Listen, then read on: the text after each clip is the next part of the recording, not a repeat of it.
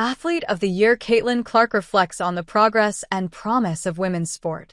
Time Athlete of the Year Caitlin Clark shared her excitement for the future of the WNBA and women's sports as a whole during a conversation with NBC Sports producer and broadcaster Maria Taylor at the Year in Time event in New York on December 11th.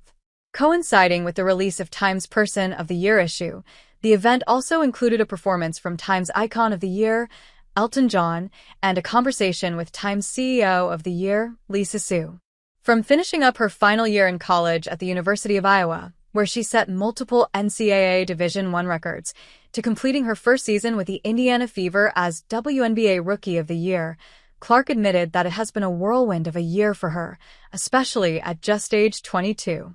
Though she admitted it's hard to wrap my head around the spotlight at times, Clark shared that she takes the responsibility of being a performer and role model for young people very seriously, and she believes this kind of attention is going to become more normal for women's sports players more broadly. It's special to see those young girls and those young boys that bring signs or are with their mom or dad. That's a memory that they're going to share forever, Clark said. I remember my first WNBA game, one of the best memories of my childhood, very influential in wanting to be a professional basketball player, wanting to be a great person, so I just try to embody that every single day. Taylor, who has covered the WNBA for many years, asked Clark about where she sees the WNBA headed after its popularity boom over the past year, a boom that was certainly due at least in part to Clark's performances that captivated audiences. Clark said it's impossible to predict that kind of growth that's possible for the sport, pointing to the unexpectedly quick ascent of her own career as well as the giant leaps the WNBA has taken in just a few short years. I feel like we're just scratching the surface, she said.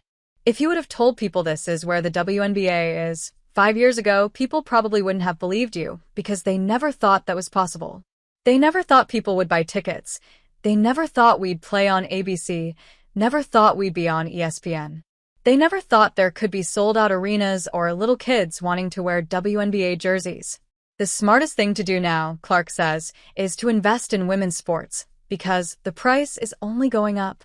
It's something she hinted that she herself hopes to take an even greater part in eventually. I love basketball, she said, and hopefully once playing basketball ends, I can still find things that I'm really passionate about and can do. I'll hopefully be an owner of a sports team one day.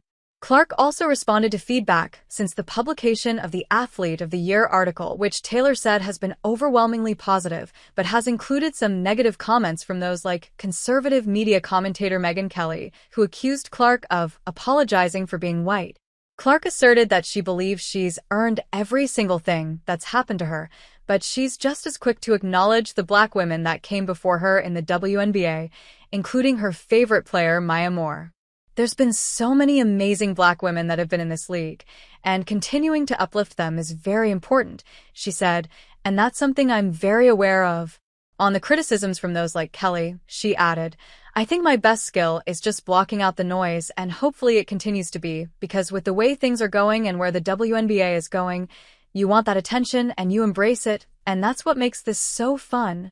Both on the court and off, Clark seems aware of her impact, though admits that at her young age she is still figuring out life.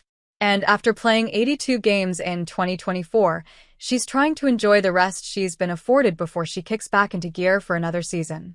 I'm very fortunate and grateful, but I feel like I can just continue to improve. A Year in Time was presented by American Family Insurance, Absolute, Land O'Lakes, and Nike.